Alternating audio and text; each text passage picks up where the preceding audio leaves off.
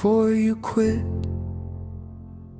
before you assume he left, before you say maybe God is done with me. Breathe. Because sometimes God is quiet, not absent, not angry, not distant, just quiet. And we panic in the quiet.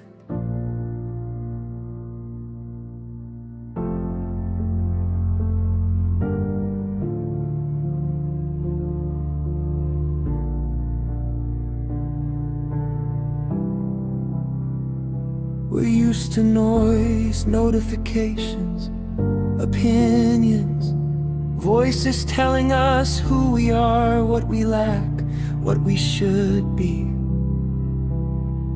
But when heaven goes silent, we start filling the silence with fear.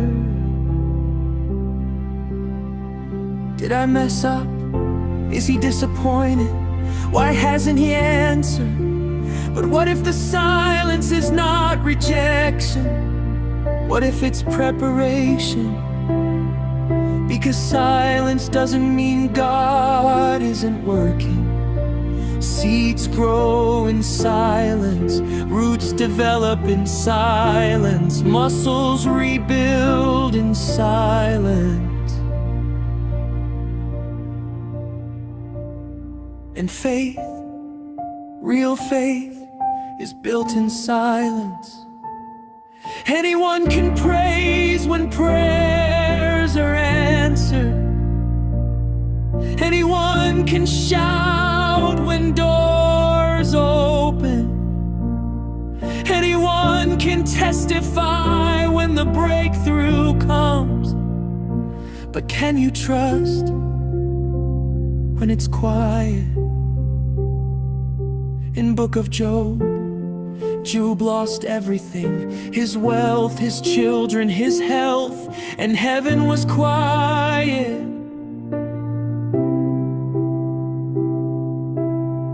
No explanation, no warning, no visible rescue plan.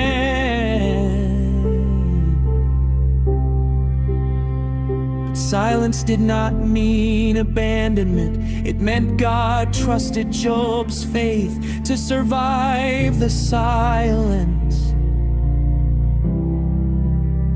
And maybe that's where you are, praying, but nothing moves, trying, but nothing changes, believing, but nothing happens.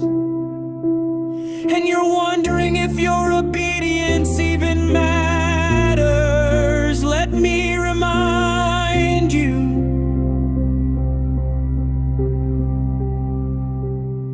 in book of Esther, God's name is never mentioned, not once. Yet his hand is everywhere, positioning, protecting, turning plots into promotion. Just because you don't hear him doesn't mean he isn't arranging something you can't see.